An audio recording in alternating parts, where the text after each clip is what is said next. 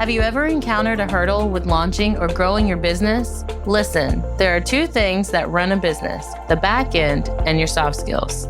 Telling you right now, if these aren't in place, you'll lose clients and you'll lose money. You don't want that? Well, you're in the right place. Hey, I'm Dana.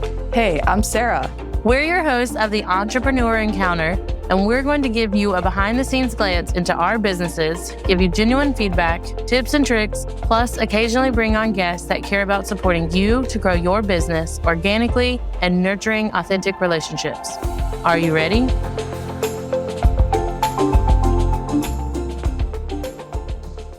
Hey everyone, welcome back to another episode of Entrepreneur Encounter. Today we're tackling a crucial topic for entrepreneurs in every stage of their business, turning those one-time meetings into profitable partnerships.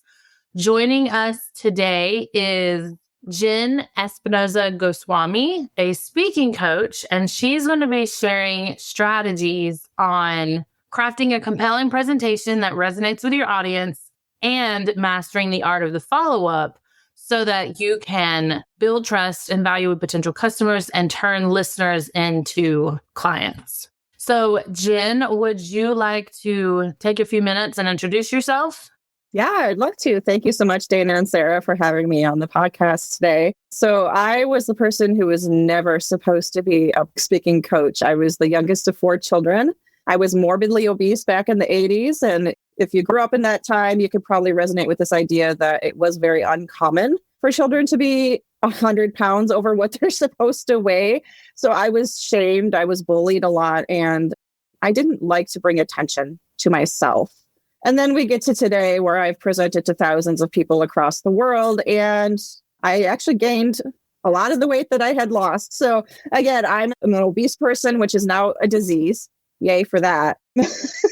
But I'm doing my thing. I'm getting up on stage. I'm being confident about the message I have to deliver. And I'd love to share more with your listeners about how to be more confident when it comes to presenting yourself, how to share your message in a way that really resonates with people. And most importantly, how to consistently put yourself out there and become more visible, even if you're not sure if that's what your skill set is or if that's the next stage for you. So I personally resonate with that as well. For our listeners that may not have seen our faces, I am also considered obese, which has only gotten worse after having 3 children and juggling everything else, like fitting in time to work out and potentially meal prep with healthier options. I do my best. And for the most part, I'm pretty good at it. But there's like some days or weeks where I'm like, yeah, I'm done with this and we're just going to have to be okay. So me doing reels or any kind of like showing my face on camera, I'm always nervous and very aware of my face or how clothes fit on me and things like that. So I'm super excited to hear like how you help build confidence for those that are wanting to get on stage, because that's nerve-wracking for anybody, even more so when you have like self-confidence issues like myself. And I'm just kind of dive into it and just hope for the best type of person, but it still causes me like, oh, maybe I shouldn't. I totally understand where you're coming from. And to be fair, I started sharing my personal message in 2003 or so through Toastmasters, but it was after I had lost a significant amount of weight. And that's the story that I was sharing. Like many people who are heart-centered and mission-driven people in their business, I started my business as a health business. So health seminars, delivering lunch and learn seminars to companies. And I was talking about how to have healthy lifestyle because I was able to lose 100 pounds in my early 20s. So I don't know if I would have given myself permission to be on stage if I had maintained being morbidly obese at that time. I was still obese. Even when I lost 100 pounds, I was still medically obese. So I did have imposter syndrome sometimes because some of the stages I was on were in front of fitness influencers and gym studio owners. And I'm like, well, I'm certainly not a 6-pack kind of person up here talking about healthy lifestyle. But I always owned where I was, and I was very authentic in my messaging. So I never tried to tell people that I was medical. I was never medical. I never did dietitian or RN or anything like that.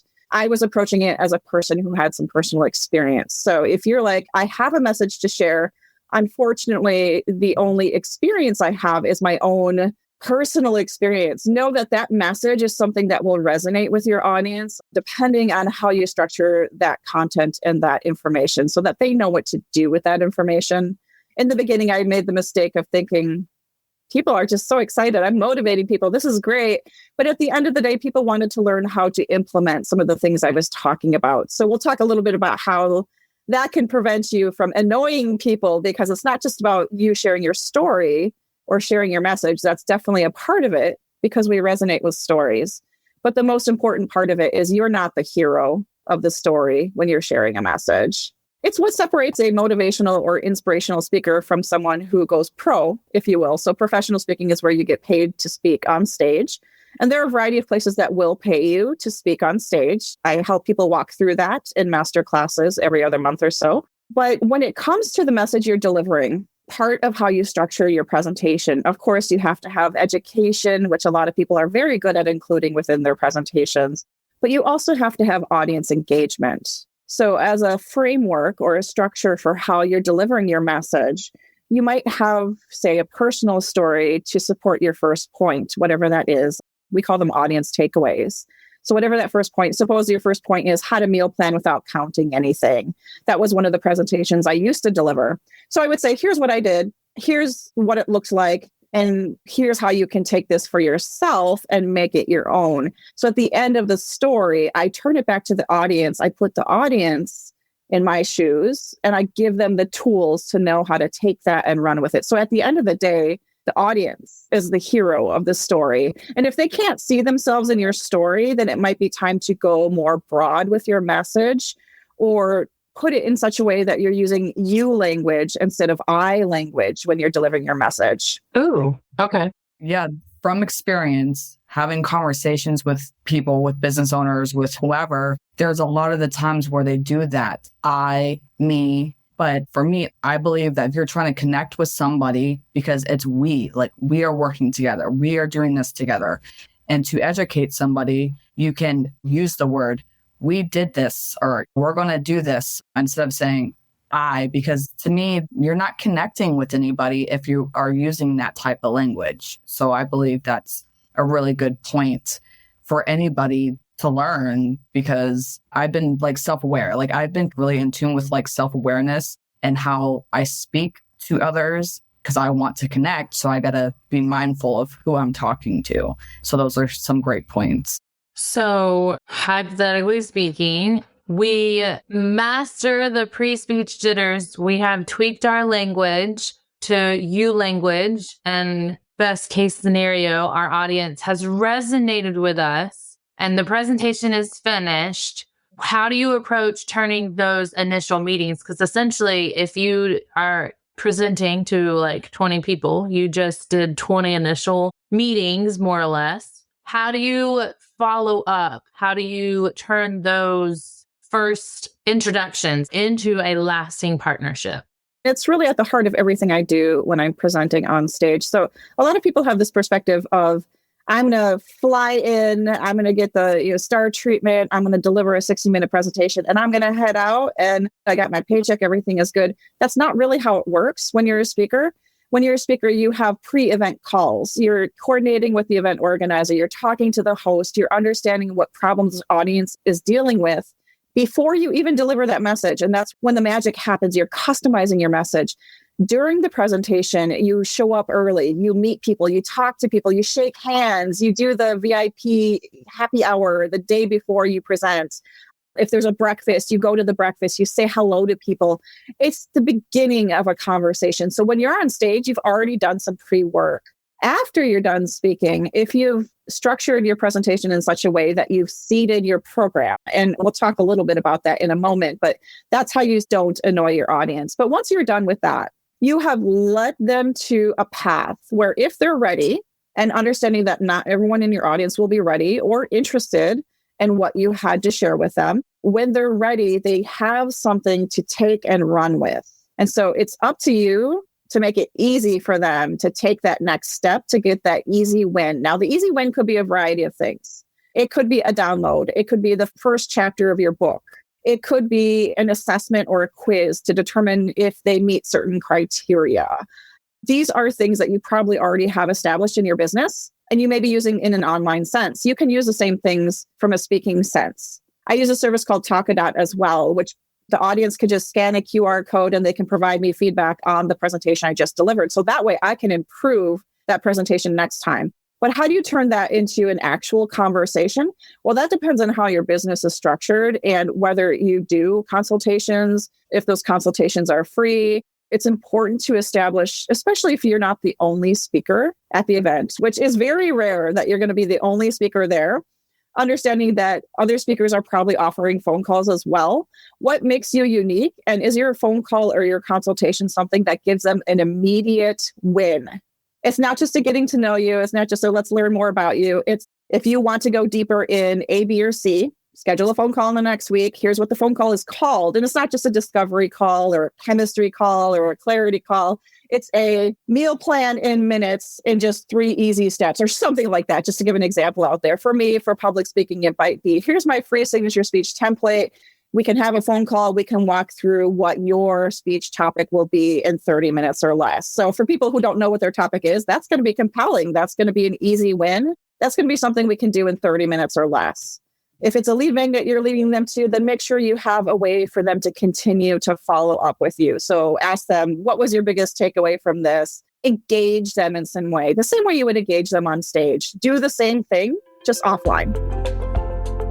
Hey there, listeners. Ever feel like you're struggling to connect with customers or lead your team effectively? That's where soft skills come in. Entrepreneur Encounter isn't just another podcast. We're a community dedicated to helping early stage entrepreneurs like you master the soft skills that make or break a business. Technical skills are important, but without communication, collaboration, and confidence, your business might never get off the ground to the next level.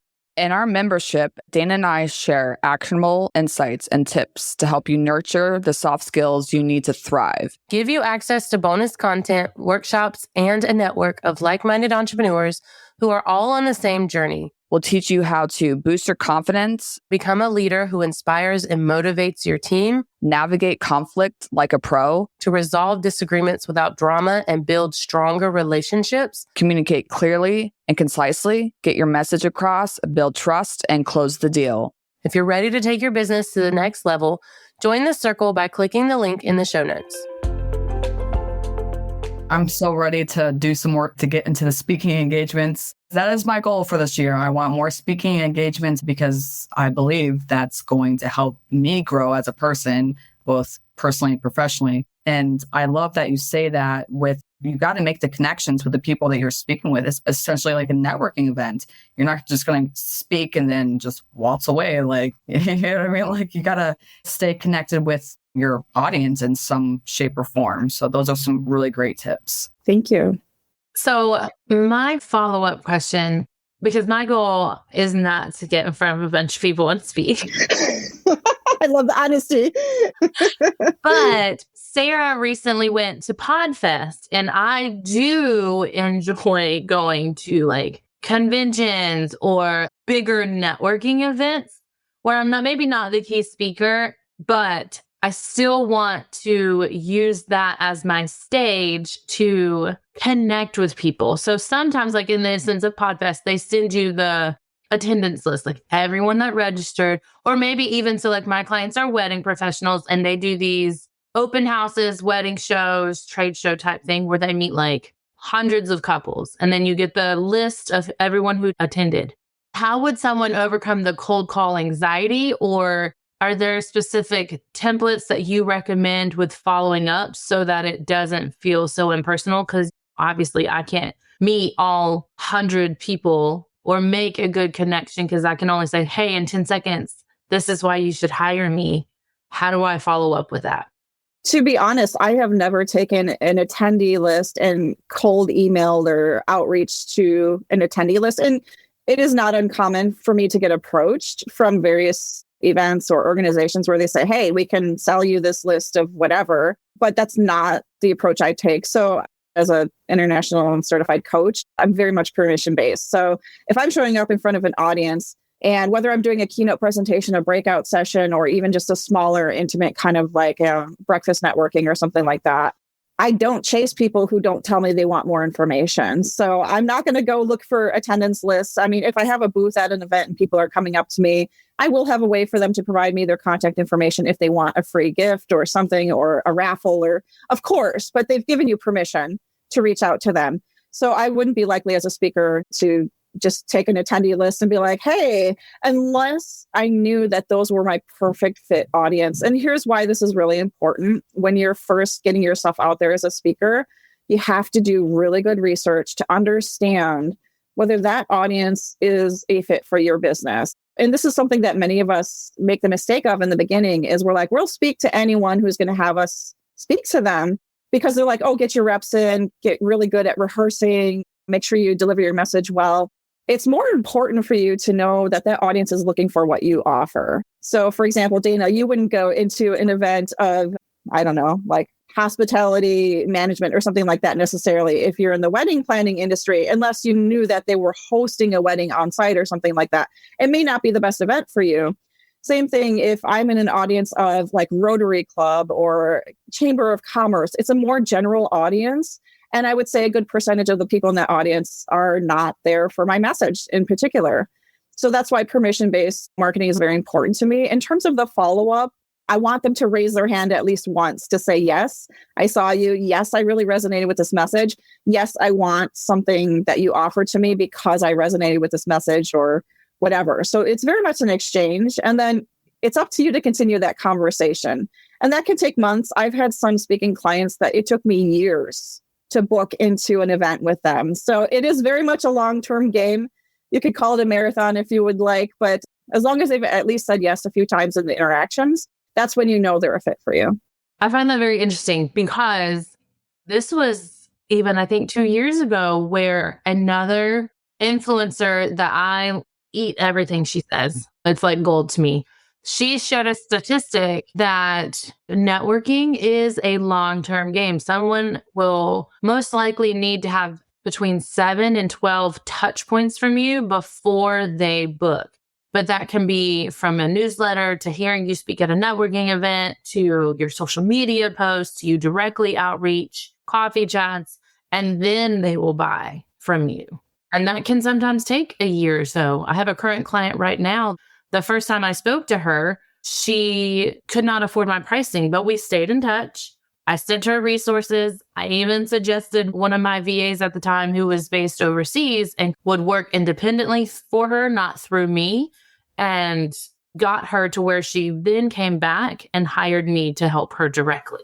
Yeah, it's really important. And just think about it like the golden rule. Like, how would you like to be treated? If you meet someone at an event, maybe that's the first time you're meeting them and you're like, they're cool. I really like their vibe. They seem really authentic. They seem like a person I'd like to learn more from. But at that point, you're just prospecting. You're thinking about it. You're like, oh, they might be cool. They might have something of value for me. That doesn't mean you're ready to get married right away. You're like, oh, well, maybe not, unless you fall in love very quickly. But that doesn't happen very often when it comes to business and entrepreneurship. So give them time. Like if I have someone who's reaching out to me cold on LinkedIn or something like that, and the first conversation we ever have is they're trying to sell me something, I'm going to block them. I'm going to take them out of my space because I don't want that type of energy.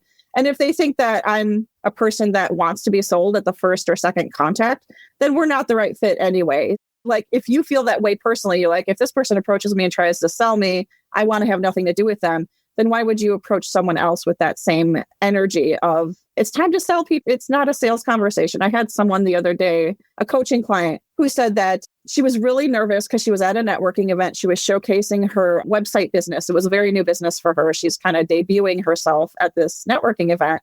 And she's like, oh, I don't like selling myself. I'm like, you're not selling yourself when you're introducing your business for the first time at this event. You're introducing yourself.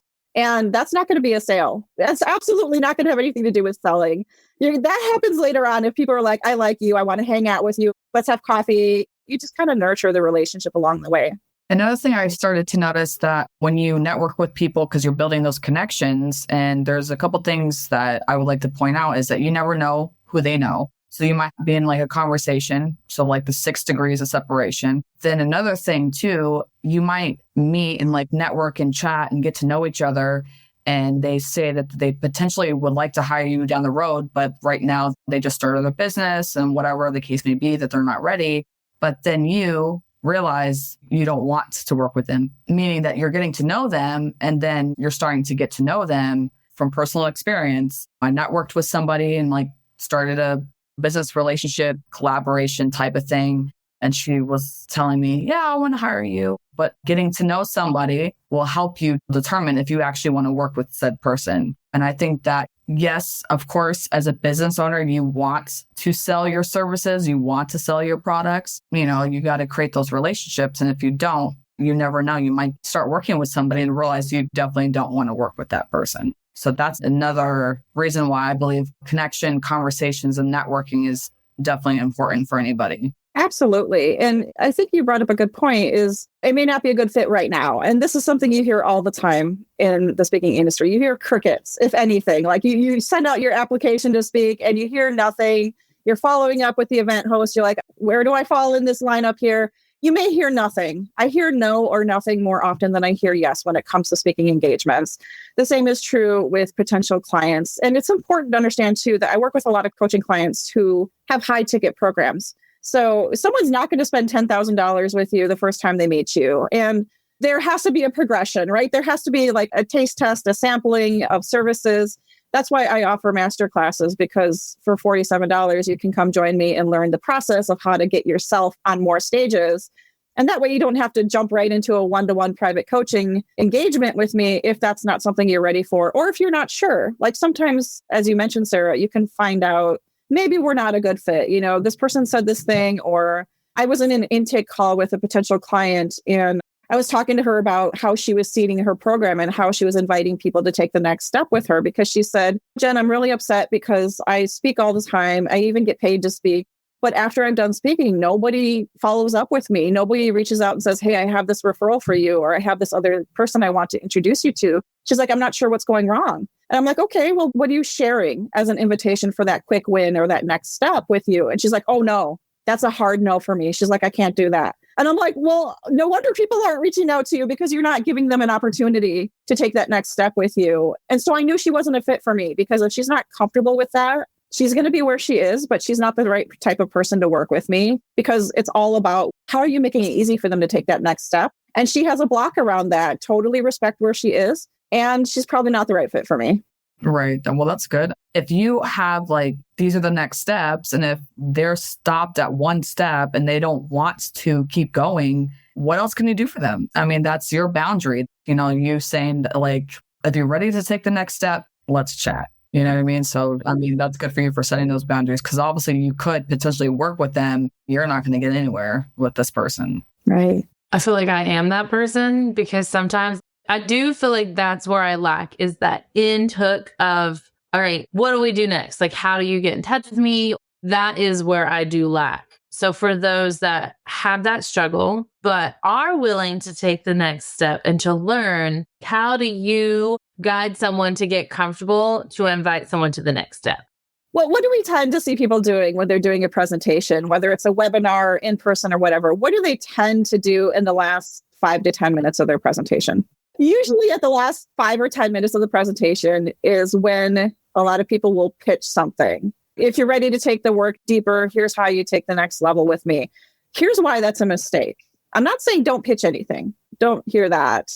But what I'm saying is, if you wait until the last 5 or 10 minutes of your presentation, your audience is not ready to hear your pitch. They know there's going to be a pitch coming, right? Because there's always a pitch of some sort. They probably have already checked out, whether physically or mentally. They might be scrolling their phone. They might be looking to see what next speaker they're going to see. They might even have left the room to use the restroom, whatever. Usually people know at the end of a presentation, there's going to be a pitch or a sale or something. And if they know it's not a fit for them, they might exit, which is fine. So how you avoid that mess is you introduce your program earlier. Now, I'm not saying you pitch earlier, because that sucks. And nobody wants to listen to 45 minutes of a pitch. I've been there. I've done that. It's frustrating. Never want to do it again. They're like, oh, this is no fluff, no fluff. And then they pitch you the entire time. No, please don't be that speaker. It's called seeding your program. So it's not a pitch. But if you start introducing, suppose, the name of your program, the name of your book, client case studies of results they've received from working with you in the front part of your presentation, then it's not this like cold shock at the end of your presentation that, oh, by the way, here's a pitch, here's a sale.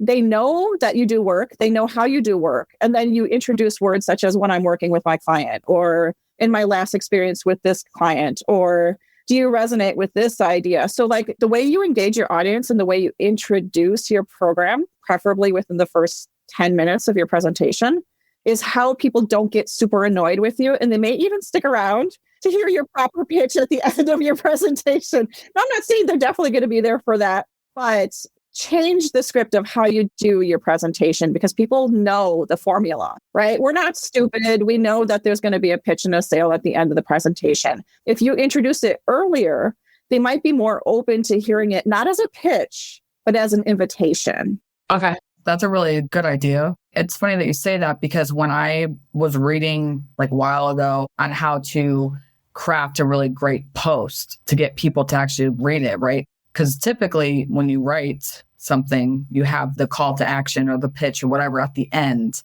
But I've heard the reverse part, like introduce it when you're writing as well. So I never thought about that being in a speaking way, but now it has my mind wandering now.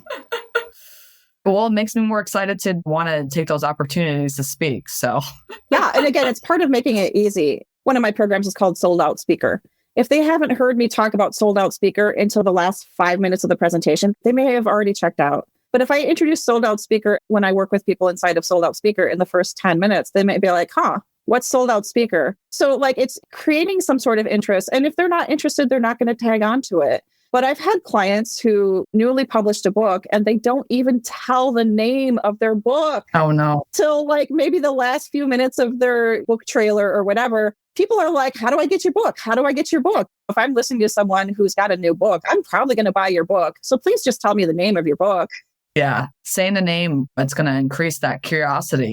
Like when you watch a trailer for a movie or when you watch an episode of a TV show and they show like the ending first and then it starts the show, you're like, oh, okay, where's this part going? Like that's how my mind would work. Like watching a TV show episode or watching a trailer. So you want to get them curious, like, hey, like I want to know more. I want to know more. Yes. I believe that anybody that's listening, all of our listeners, especially the new entrepreneurs, like early stages of entrepreneurship, I think anybody, no matter what stage you're in, I think anybody would benefit from this conversation, because I'm talking to a lot of entrepreneurs and wanting to get out there and wanting to find different avenues to showcase their business, because right now a lot of business owners are leaving social media or trying to find new ways to engage with their audience. And I believe that speaking in front of people is going to be a great benefit for anybody to showcase what they have to offer, what they can educate people on. So with that, Jenn, where can people connect with you and learn more about your services,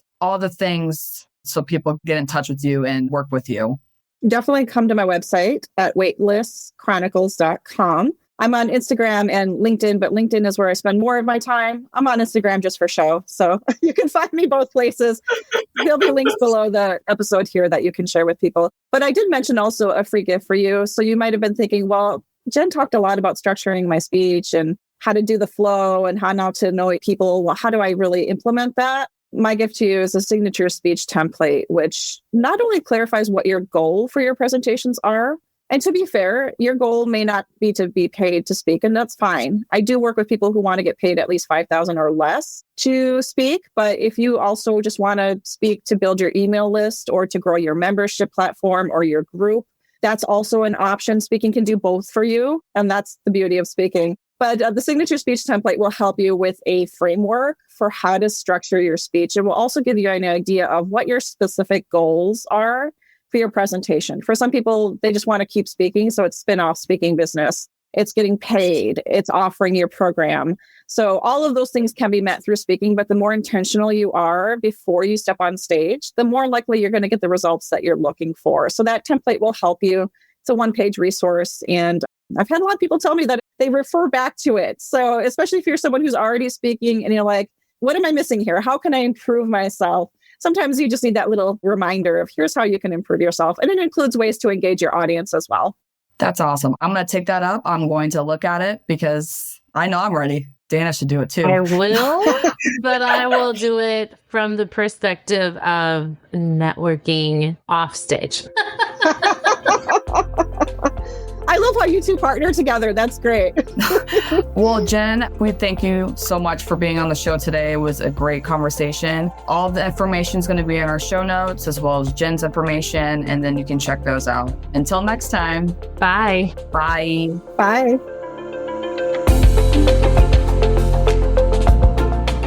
Thanks for tuning in to another episode. Remember, soft skills aren't just some fluffy buzzwords that get thrown around in the corporate world.